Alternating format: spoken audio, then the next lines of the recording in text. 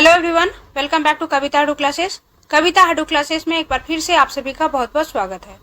Guys, scientific method का M है सत्य को ढूंढना, किसी भी सब्जेक्ट से रिलेटेड रियल नॉलेज को प्राप्त करना। यही साइंटिफिक मेथड का एम है। इस सत्य तक डायरेक्ट नहीं पहुंचा जा सकता है। प्रॉब्लम को सॉल्व करने के लिए कई स्टेप से गुजरना पड़ता है। इस स्टेप को अलग अलग विद्वान ने अपने अपने तरीके से प्रस्तुत किया है, जिसमें ज्यादा अंतर नहीं है, बट ये सिस्टमेटिक होना चाहिए। साइंटिफिक मेथड के स्टेप्स में जो कॉमन स्टेप्स हैं, उनका डिटेल हम लोग इस वीडियो में देखने वाले हैं, तो आप इस वीडियो को एंड तक जरूर देखें। अगर वीडियो इंफॉर्मेटिव लगे तो लाइक जरूर कीजिएगा और इस तरह के कंटेंट को आगे देखते रहने के लिए चैनल को सब्सक्राइब जरूर कर लें। गाइस, साइंटिफिक मेथड के ये 7 कॉमन स्टेप्स हैं जो कि विभिन्न विद्वानों के द्वारा बताए गए हैं। ये स्टेप्स हैं: state the problem, form A hypothesis, experiment, gather data, analyse data, form a conclusion and reset.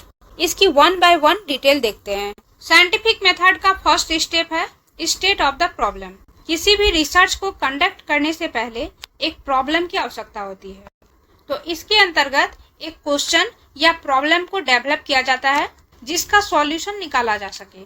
यह साइंटिफिक मेथड का फर्स्ट एंड इम्पोर्टेंट स्टेप है, क्योंकि इसकी सफलता पर ही रिसर्च की सफलता निर्भर करती है। तो गाइज, इस तरह से साइंटिफिक मेथड का फर्स्ट स्टेप ऐसी प्रॉब्लम को सेलेक्ट करना है जिसका कि सॉल्यूशन किया जा सकता है।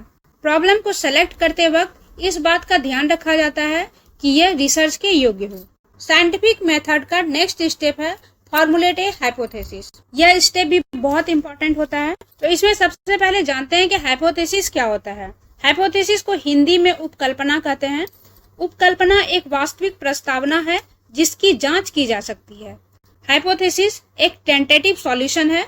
जो प्रॉब्लम हमारे पास है उसका क्या सॉल्यूशन हो सकता है, ये पॉसिबिलिटी को हम लोग सोचते हैं। Predict a possible answer to the problem या क्वेश्चन। सभी सोशल रिसर्च प्रोसेस का मेन ऑब्जेक्टिव हाइपोथेसिस टेस्टिंग होता है। रिसर्च में आगे का प्रोसेस इसी हाइपोथेसिस पर बेस होता है। इसे टेस्ट करते हैं कि जो प्रॉब्लम का टेंटेटिव आंसर हमने सोचा है वो सही है या गलत है। लाइक यहाँ एक एग्जांपल दिया गया है, if soil temperature rise then plant growth will increase. ये एक हाइपोथेसिस है, एक टेंटेटिव आंसर है। यह एक पॉसिबिलिटी सोचा गया है कि अगर सॉइल टेम्परेचर राइज होता है तो प्लांट ग्रोथ इंक्रीज करेगा। तो इस रिसर्च में आगे का प्रोसेस इसी हाइपोथेसिस पर डिपेंड करेगा।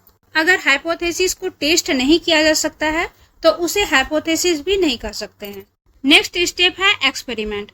Develop and follow A procedure.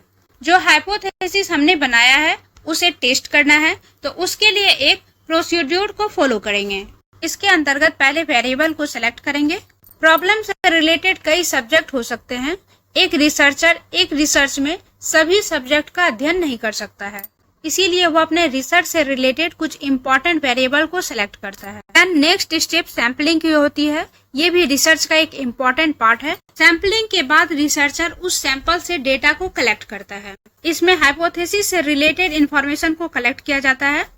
Data collect करने के लिए कई सारे टूल एंड टेक्निक हैं, जिसे टाइप ऑफ रिसर्च के बेस पर सेलेक्ट किया जाता है। डेटा भी 2 तरह की होती है, primary data and secondary data. Primary data वे होती है जिसे रिसर्चर डायरेक्ट कलेक्ट करता है। इसे वो ऑब्जर्वेशन, इंटरव्यू, क्वेश्चनर, शेड्यूल, इन सभी विधि के द्वारा कलेक्ट करता है। जो डेटा पहले से अवेलेबल है वो सेकेंडरी डेटा के अंतर्गत आता है। डेटा कलेक्ट करने के बाद उसे एनालाइज करते हैं। इसके अंतर्गत कलेक्टेड डेटा का क्लासिफिकेशन करते हैं, टेबुलेशन करते हैं। इसके बाद डेटा का इंटरप्रिटेशन करके उसे प्रेजेंट करते हैं ताकि कंक्लूजन निकाला जा सके। Conclusion include a statement that accept और रिजेक्ट द हाइपोथेसिस। इस कंक्लूजन से हमें पता चलता है कि हमने जो हाइपोथेसिस बनाई है उसे एक्सेप्ट करना है या रिजेक्ट करना है। अगर हाइपोथेसिस सच साबित होती है तो उसे एक्सेप्ट कर लिया जाता है, अगर गलत साबित होती है तो उसे रिजेक्ट कर दिया जाता है। अगर हाइपोथेसिस एक्सेप्ट कर ली जाती है तो वहाँ पर रूल फॉर्मेशन होता है। इट मीन्स यहाँ पर जनरलाइजेशन होता है। जनरलाइजेशन क्या होता है? जनरलाइजेशन के अंतर्गत एक scientific hypothesis, observation, collection and classification के बेस पर अध्ययन वस्तु से संबंधित विभिन्न नियमों का निर्माण होता है। and make recommendation for further study and possible improvement to the procedure. And last step है communicate the result, present या publish. Guys, अगर hypothesis reject कर दी जाती है, in that case ये procedure start से start होता है. अगेन ऑब्जर्वेशन करके हाइपोथेसिस बनाते हैं एंड फिर उसके लिए डेटा कलेक्ट करते हैं, सारे प्रोसेस को फिर से करते हैं. ओके गाइज, तो ये साइंटिफिक मेथड के ऑल 7 स्टेप्स थे. आई होप ये वीडियो आपके लिए इन्फॉर्मेटिव होगी. गाइज, अगर आपकी कोई क्वेरी हो तो आप कमेंट बॉक्स में पूछ सकते हैं या आप टेलीग्राम चैनल पर जुड़ सकते हैं. वहां आपको PhD admission notification and teaching post recruitment से रिलेटेड सारे अपडेट मिलेंगे. टेलीग्राम चैनल की लिंक वीडियो के डिस्क्रिप्शन में दी गई है. ओके गाइज, मिलते हैं फिर नेक्स्ट वीडियो में इसे कंटिन्यू करते हुए. Thank you so much for watching.